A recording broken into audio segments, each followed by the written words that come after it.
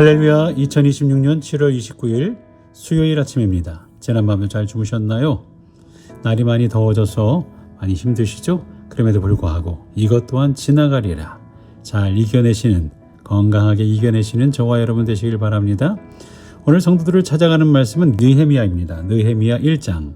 느헤미야 1장 거룩한 부담에서 시작되는 회복, 이 말씀 함께 나눕니다.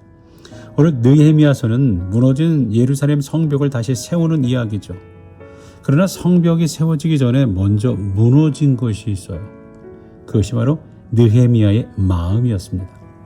하나님께서는 바벨론의 포로로 끌려갔던 백성들을 한꺼번에 돌아오게 하지 아니하시고 여러 단계에 걸쳐 돌아오게 하신 것, 우리 앞에서도 보았어요.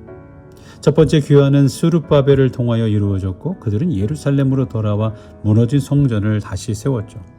두 번째 귀환은 에스라를 통해 이루어졌는데요. 에스라는 하나님의 말씀을 가르치며 백성의 신앙을 다시 세웠습니다. 그리고 세 번째 귀환을 위해 하나님께서는 느헤미야를 준비하셨죠. 그의 사명은 무너진 성벽과 공동체를 다시 세우는 것이었습니다. 성전이 이미 세워졌고 예배도 다시 시작되었지만 예루살렘 성벽은 여전히 무너져 있었고 성문은 불탄 채로 남아 있었습니다. 백성들은 큰 환난과 수치를 당하고 있었죠. 이것은 우리에게 회복이 한 번에 완성되지 않는다는 사실을 보여줍니다.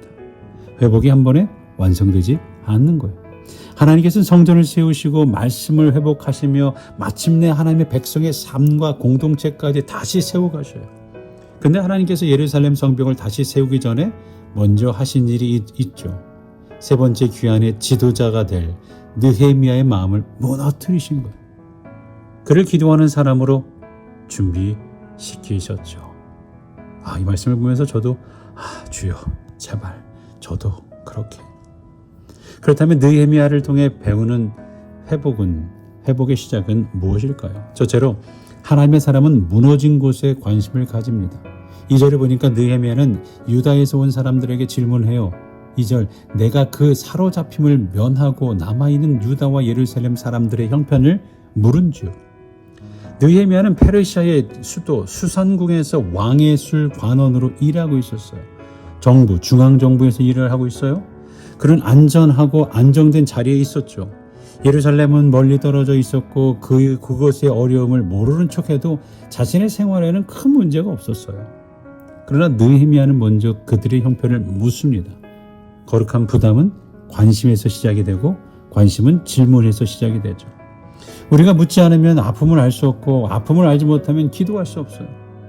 우리도 물어야 합니다. 우리 가정의 믿음은 어떤가? 우리 아이들은 어떤가? 우리 교회의 다음 세대는 어떤가? 아프고 외로운 성도, 어르신, 청년들은 어떻게 지내고 있는가?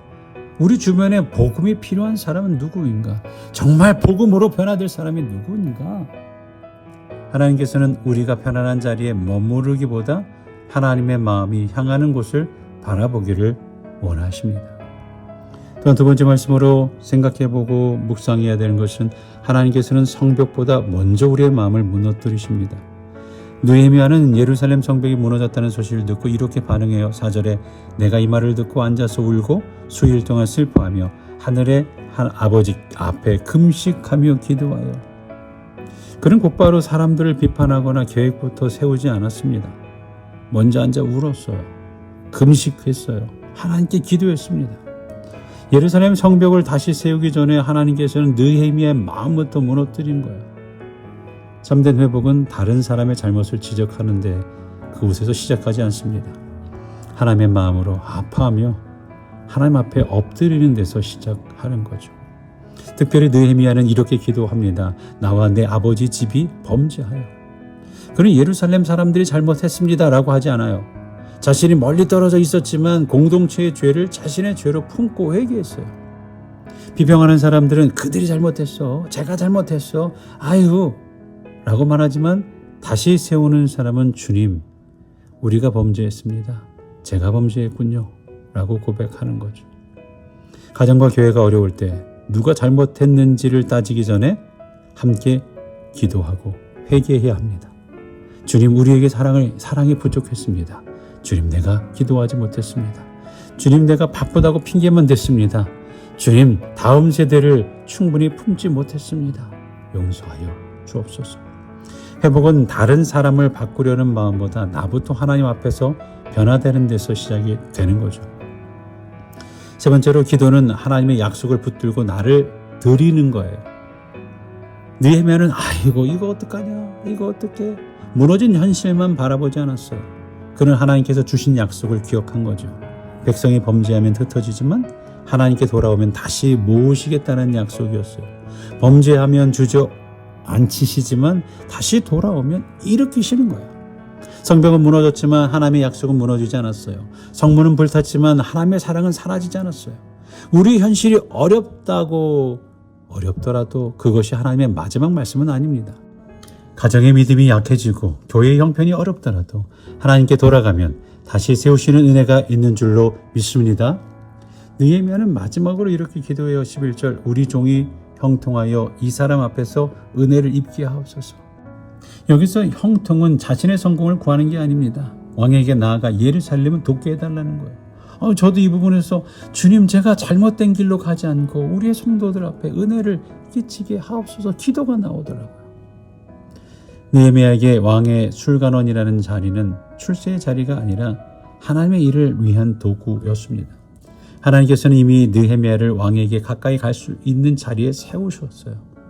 우리의 직장, 가정, 은사와 경험, 사람들과의 관계도 마찬가지죠. 하나님께서 우리에게 주신 것은 자랑하라고 주신 것이 아니라 하나님의 일을 이루는데 사용하라고 주신 겁니다. 그러므로 기도는 주님, 누군가를 보내주십시오라고 끝나서는 안 돼요.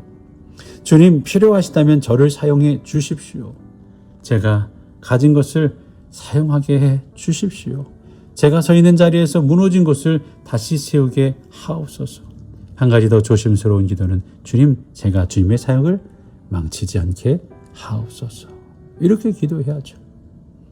사랑하는 성도 여러분, 첫 번째 귀환을 통해 성전이 세워졌고, 두 번째 귀환을 통해 말씀이 회복되었으며, 세 번째 귀환을 통해 성벽과 공동체가 다시 세워졌어요.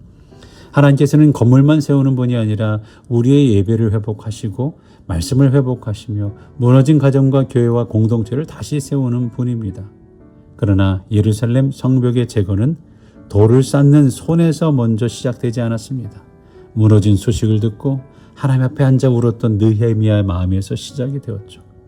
오늘 하나님께서 우리에게 묻고 계시지 않습니까?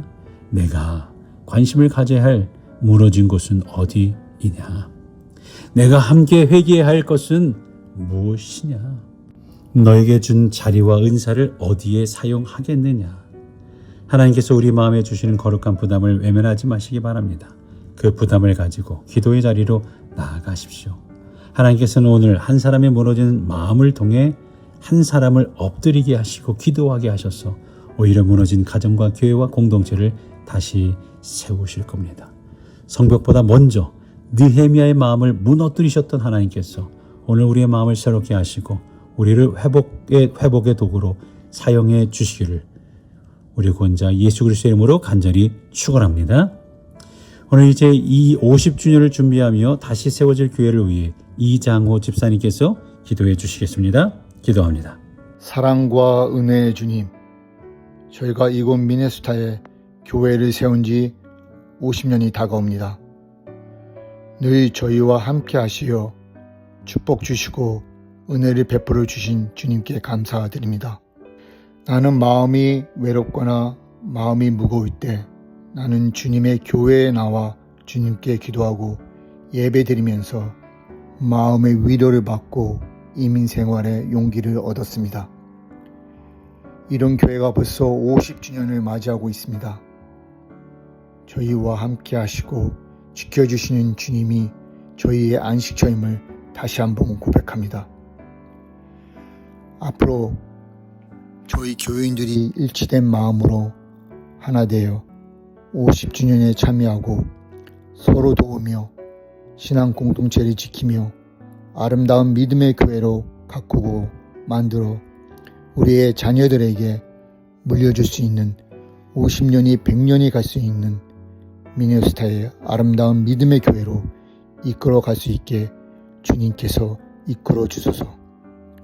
또한 50주년을 맞아 최선을 다해 헌신 봉사하시는 이들 교인을 위해 다시 한번 감사드립니다. 이 모든 말씀 우리 주 예수 그리스도의 이름으로 간절히 기도드립니다. 아멘.